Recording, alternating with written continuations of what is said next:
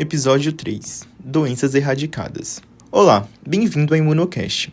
Nos últimos episódios, a gente voltou no tempo para entender como tudo começou, a criação das vacinas até a resistência da população na revolta da vacina.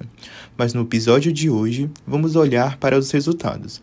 Porque sim, muita coisa mudou desde então, e a vacina passou a ser um dos maiores símbolos de cuidado coletivo da nossa história. Você sabia que a varíola foi a primeira doença erradicada no Brasil? Ou que a poliomielite, que causava paralisia em milhares de crianças, está praticamente eliminada graças às campanhas de vacinação em massa?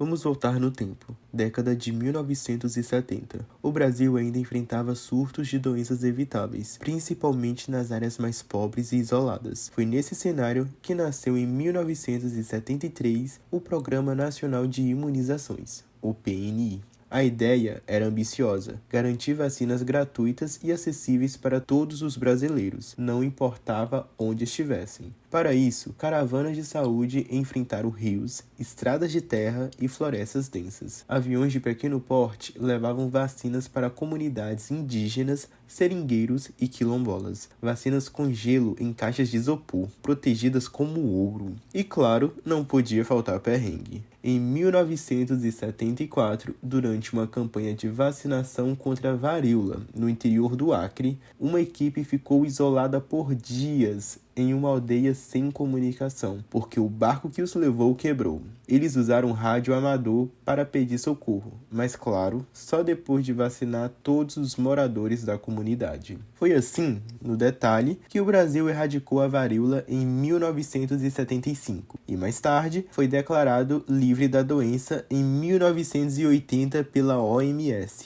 um feito histórico. Mas a poliomielite também tem uma história marcada pela superação. Nos anos 1950 e 60, famílias brasileiras viviam o terror de ver seus filhos com paralisia repentina. Escolas fechavam durante surtos. Crianças eram internadas em aparelhos chamados pulmões de aço, que ajudavam a respirar. Mas aí veio a vacina da polio, e com ela as campanhas de massa. Em 1983, o governo lançou o famoso Dia D de vacinação, com o personagem Zé Gotinha como garoto propaganda. Escolas, igrejas, sindicatos, rádios e TV se uniram no esforço nacional. O impacto foi visível. O último caso de pólio no Brasil foi registrado em 1989. Desde então, mais de 30 anos sem nenhum caso. Uma geração inteira cresceu sem sequer ouvir falar na doença. Outras doenças também foram vencidas. A rubéola, que causava má formação em bebês, está controlada. O tétano neonatal,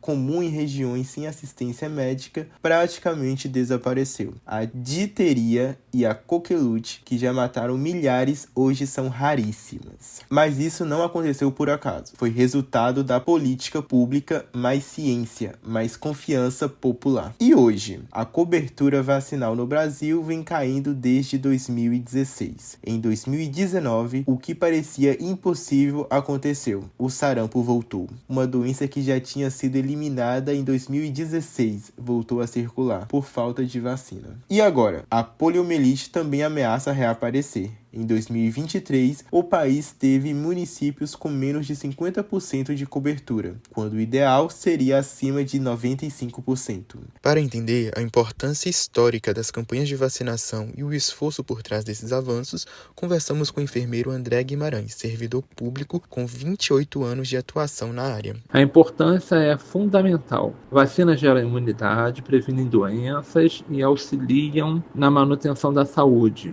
Não há motivo para uma pessoa que recuse a ser vacinada. Apesar de não ter atendido nenhuma pessoa que nunca se recusou a vacinar, já atendi pessoas com muitas dúvidas, né? Essa vacina faz mal, eu ouvi dizer que essa causa uma outra doença. Um amigo meu se vacinou e teve a doença, então muitas vezes a gente precisa explicar melhor para que serve, como funciona, qual o mecanismo da vacina, oferecer informações claras, objetivas e principalmente entendíveis de acordo com a população que você está lidando. Esse episódio mostra o que já conquistamos.